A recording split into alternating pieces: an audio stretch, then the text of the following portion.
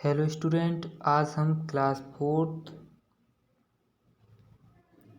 Fourth की book environment book the planet को read करेंगे और नेक्स्ट फिर इसके हम क्वेश्चन आंसर्स को एक्सप्लेन करेंगे। ठीक है, इसका फर्स्ट चैप्टर है द रिलेशनशिप। रिलेशनशिप इसका फर्स्ट चैप्टर है, इसको हम एक्सप्लेन करते हैं। तो सबसे पहले हम इसकी रीड करते हैं। ठीक है, रिलेशनशिप।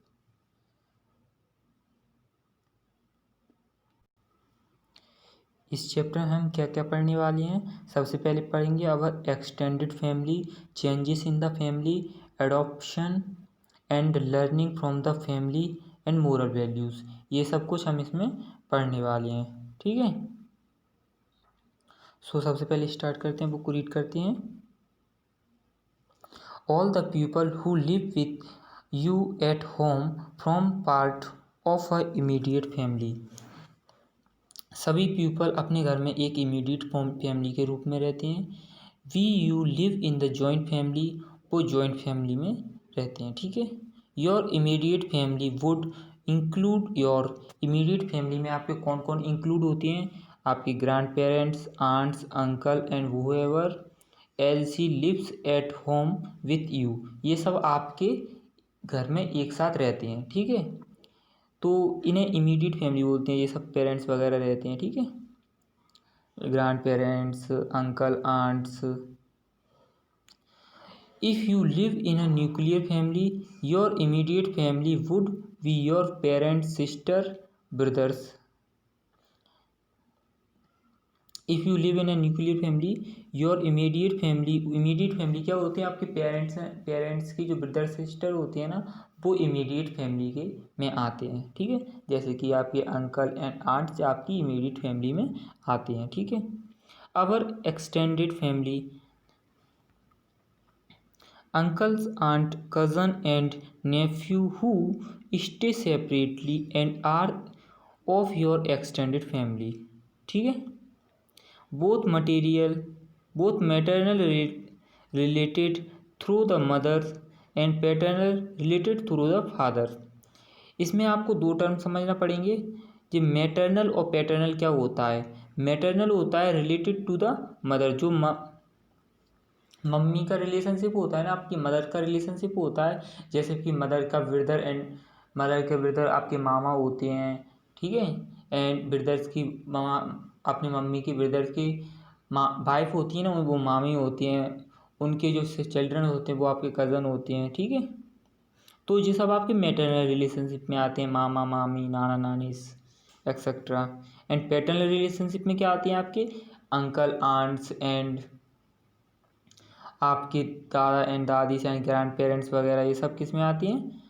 आपके पैटर्नल रिलेशनशिप में आती हैं। Relatives are part of extended family, ये सब एक्सटेंडेड फैमिली का पार्ट होते हैं।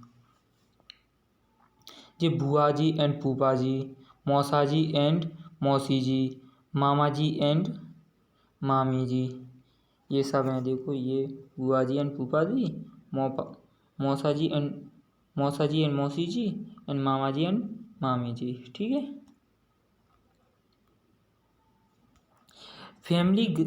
Family members gather on happy occasion such a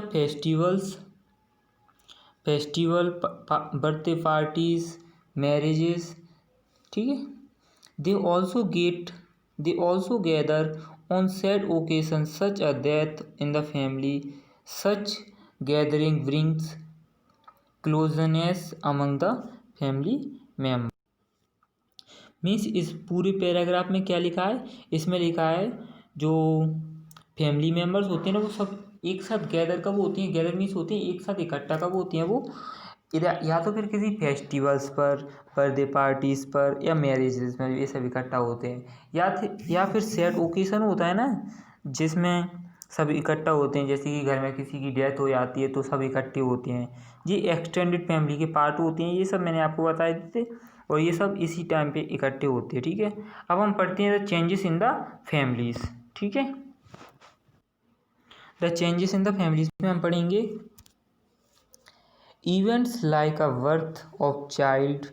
family में चेंजेस कब आते हैं? जैसे कि आपकी फैमिली उसमें चेंजेस कब आते हैं, इसके बारे में हम इसमें डिस्कस करने वाले हैं। Events like a birth of a child and adoption, marriage, job transfer और retirement bring about the changes in the families. इन सब ओकेज़नों पर फैमिली में चेंजेस आते हैं।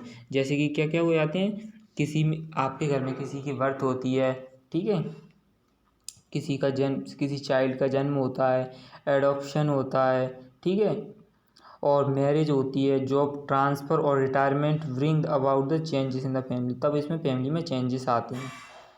Due to such events members often have a make adjustment and effort to fit into a new situation.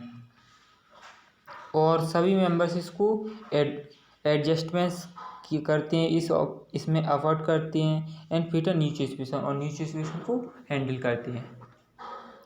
For example when a baby is born, हम example देते हैं, जैसे कि बेबी का बॉर्न होता है। If the baby mothers has devoted a lot of a time of newborn if as it can not do anything by itself for a new few months. Means इसको हम समझते हैं, जैसे कि इस paragraph में लिखा है, फॉर एग्जाम्पल में लिखा है, when a baby is born, जब बेबी का बॉर्न होता है, baby's mothers devote a lot of time of to the newborn as it can not do anything itself a few month.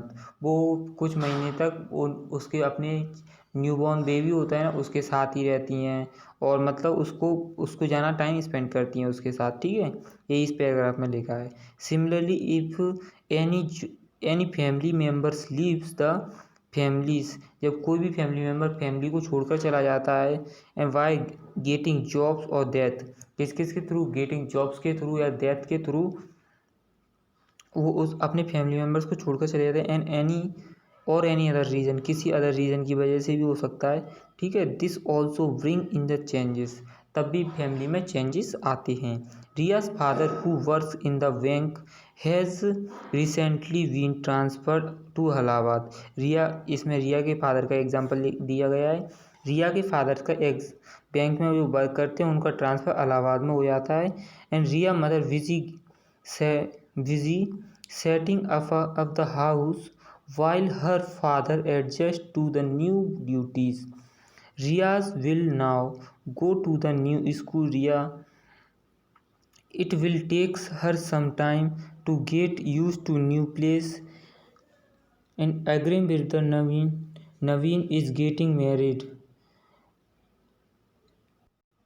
सबसे पहले हम इसी paragraph को समझते हैं, जिसमें बताया रिया के फादर जो बैंक में जॉब करते हैं उनका ट्रांसफ़र हो जाता है, कहीं इलाहाबाद में ट्रांसफ़र हो जाता है, तो रिया को नई नई जगह, मतलब हर जगह इलाहाबाद ट्रांसफ़र होता है, तो उसको न्यू स्कूल में एडमिशन लेना पड़ता है उसको, और हर जगह उसके लिए नई नई थी, उसको न्यू फ्रेंड्स बनाने पड़ते हैं, ठीक है, मतलब पूरी तरह फैमिलीज में चेंजेस आ जाते हैं, ठीक है। अब सेकंड एग्जांपल, इसमें agrees with the Naveen is getting married, the house decorated, the house decorated beautifully, relatives come, the pupils of the house very busy, bride comes, agrees house after the marriage, with this new members join the agreem family also। इसमें बताया कि अग्रिम के भाई है, नवीन की शादी होती है, तो क्या होता है, वो हाउस को फुली डेकोरेटेड करती हैं, एंड रिलेटिव्स भी उनके घर पे आते हैं, और क्या होता है, आफ्टर द मैरिज उनके हाउस में एक न्यू मेंबर्स ऐड हो जाता है, ठीक है। इसमें कुछ डिस्कशन पॉइंट दिए हैं, जैसे कि इसमें डिस्कशन पॉइंट दिए, इसमें लिखा है what changes might have come the bride's family due to marriage. एक ब्राइड फैमिली में ड्यू टू मैरिज के बाद क्या चेंजेस आते हैं, and what changes might have come in Agrim's family after marriage. After marriage के बाद अग्रिम फैमिली में क्या क्या चेंज आए थे, ये आपको डिस्कशन करना है। वैसे तो क्लासरूम दिया था, इसमें आप अपने घर में अपनी ब्रदर्स एंड सिस्टर के साथ इसको डिस्कशन कर सकते हो, और बुक से और अच्छी तरह से रीड कर सकते हो, ठीक है। What changes may come in the future अग्रिम फैमिली, और फ्यूचर में अग्रिम फैमिलीज में क्या चेंजेस आ सकते हैं, ओके। ये सब आपको डिस्कस करना है।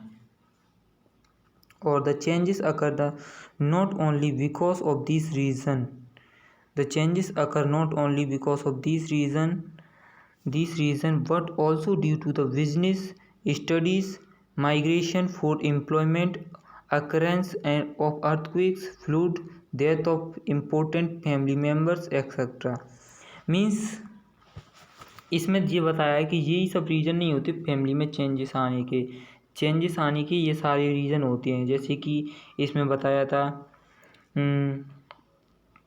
बिजनेस स्टडीज़ के थ्रू भी चेंजेस आ सकते हैं और माइग्रेशन बिजनेस के थ्रू चेंजेस आ सकते हैं, स्टडीज़ के थ्रू, जैसे कि आप बिजनेस के थ्रू यहाँ से वहाँ ट्रांसफ़र हो जाता है आपका, इसके थ्रू आप में फैमिली में चेंजेस आ सकते हैं। स्टडीज़, आप स्टडी करने के लिए बाहर जाते हो तो इसके थ्रू चेंजेस आ सकते हैं। माइग्रेशन फॉर अनएम्प्लॉयमेंट, जब आप बेरोज़गार होते हैं तो माइग्रेट कर जाते हो आप। माइग्रेट मीन्स एक शहर से दूसरे शहर तक या एक देश से दूसरी जगह, एक जगह से दूसरी जगह तक जाना माइग्रेशन कहलाता है। ठीक है, आप माइग्रेट कर जाते हो कि आप इलाहाबाद में या फिर आप विदेश में चले जाते हो जॉब पाने के थ्रू।